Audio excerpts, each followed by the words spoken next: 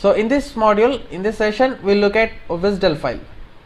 So what is WSDL stands for?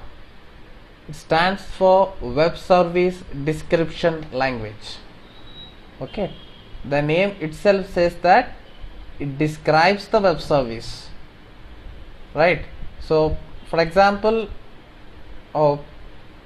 take a calculator web service, because I will explain this WSDL file with the help of calculator web service, right?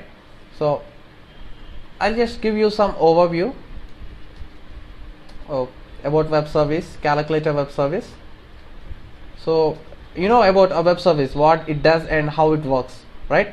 So now we'll be taking about calculator web service, right? This is the web service hosted by some X team in the internet, right? Now we need to use this web service. Now I have to perform add operation, I need to perform multiply operation and division operation.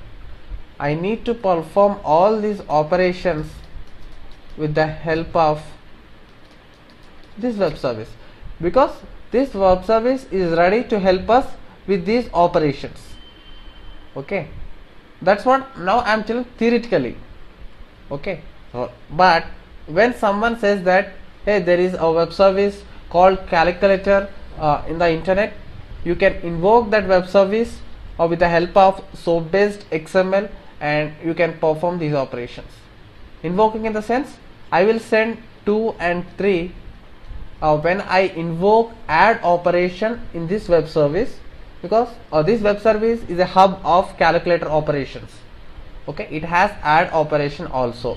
So what I'll do is, from my side, from the request side, I'll send these two parameters and I'll invoke the add operation from this calculator web service. So in the response, I will get output as 5, because this web service add operation process the inputs you are sending and it gives you the response with the output.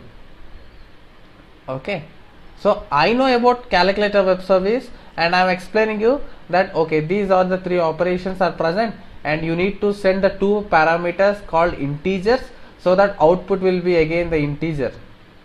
Okay, as I know about this web service, I am explaining you. But if you are a beginner and if someone gives you one web service and they ask you to test that web service, how would you test it? Okay, right now we are familiar with this web service as these 3 operations are present. Now we will test these operations by sending the inputs. Okay, whether the add summing is proper or not. But if someone handovers you the web service and asks you to test the operations present in that web service, operations in the sense add, multiply, division in the calculator, okay, any operations, methods which are present in that web service, then how would you know what are the operations present in that web service? That is first point. And even if you know the operations, and how would you decide and what are the parameters you need to send to that operation to get your desired result? Okay, here you are just guessing that for add you need to send 2 integers and you are getting the output. Okay, this is the simplest web service. But if I don't say, for example, the web service is designed in such a way that it will add some strings by concatenating, it cannot accept integer as arguments. So basically, how would you decide what are the parameters, like how many parameters you need to send, and what are the data types of the parameters you have to use to send the information to invoke an operation in a web service, and how many operations are exactly present in the web service, how many ways you can test that. You know, you need to have some document to explain this web service, right? Okay, in general scenario I am telling, you have attended interview to a company, right? So how the interviewer decides you about what are the projects you worked on, what are the platforms and tools you have used, and what experience you have. Okay, assume that you are a web service, you went for, how the interviewer tests you. Okay, for example, like test your web service, the resume is a one way where interviewer can go through it and decide about you, like, okay, he have this much experience, he have worked on these tools, he have worked on these platforms, he has completed graduation from these details, okay, about you. The details can be known from your resume, okay. In the same way, web service has many, but how we utilize that web service? By seeing a document. That document is nothing but WSDL file, okay. Why I am using the name of WSDL? It is termed as WSDL, though it is an WSDL, we will generally call it as WSDL file, okay.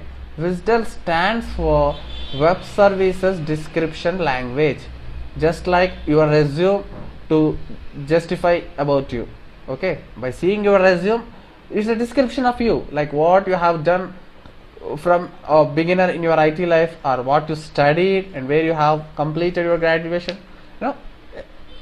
Everything about you is described in the resume, and interviewer can go through that resume to test you, or to utilize you in the way. In the same way, web services has a document called a WSDL file, okay. We can go through that WSDL file to test the web service, and also you can use that to utilize the operations which you need to perform with the help of that web service, okay. So name itself says that web services description language, okay. If someone gives you some web service, you just ask them WSDL file. Without WSDL file, you cannot test the web service, okay. First you need to interpret and understand the web service, right?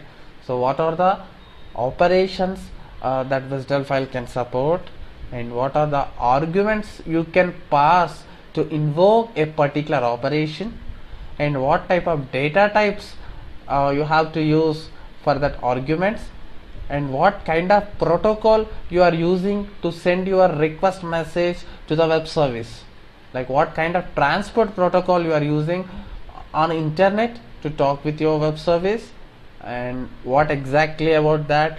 Everything about a web service can be identified from a file called WSDL file, and it stands for Web Service Description Language, right? That's what these first three sentences says here.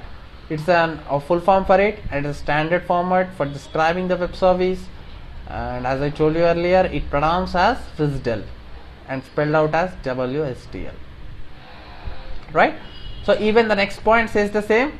It describes how to access a web service and what operation it performs. Operations in the sense, it performs add, is it perform multiply, division, or either it supports subtraction also. How would you decide? If someone gives the calculator, how would you decide that what are the operations it gonna support? Okay, so that kind of information about a web service can be found in the WSDL file. So that's what a basic introduction about a WSDL file.